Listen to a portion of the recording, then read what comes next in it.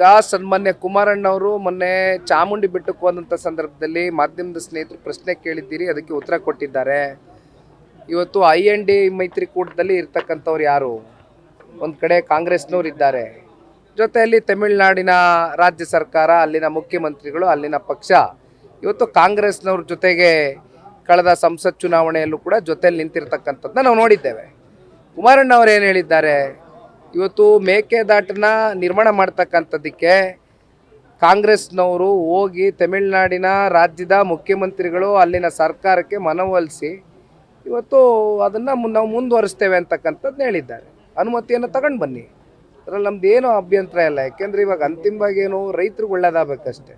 ನೀರಾವರಿ ವಿಚಾರಕ್ಕೆ ಸಂಬಂಧಪಟ್ಟಂತೆ ಎಂದು ಕೂಡ ಸನ್ಮಾನ್ಯ ದೇವೇಗೌಡರಾಗಲಿ ಕುಮಾರಣ್ಣ ಅವರಾಗಲಿ ಇಲ್ಲಿ ಯಾರ ಕ್ರೆಡಿಟ್ ಕೇಮ್ ಸಿಗುತ್ತೆ ಸಿಗೋದಿಲ್ಲ ಅಂತಕ್ಕಂಥ ಪ್ರಶ್ನೆ ಅಲ್ಲ, ಇದು ರೈತರ ಜೀವನದ ಪ್ರಶ್ನೆ.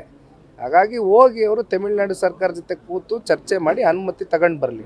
ಯಾಕೆಂದರೆ ಪಾದಯಾತ್ರೆ ನಾವೆಲ್ಲ ಮಾಡಿದ್ದು, ಮೇಕೆದಾಟು ನೀರು ಅದೆಂಥದೋ ನಮ್ಮ ಹಕ್ಕು ನಮ್ಮ ನೀರು ಅಂತ ಪಾದಯಾತ್ರೆ ಮಾಡಿದಂಥವ್ರು ಇದೇ ಉಪಮುಖ್ಯಮಂತ್ರಿಗಳು.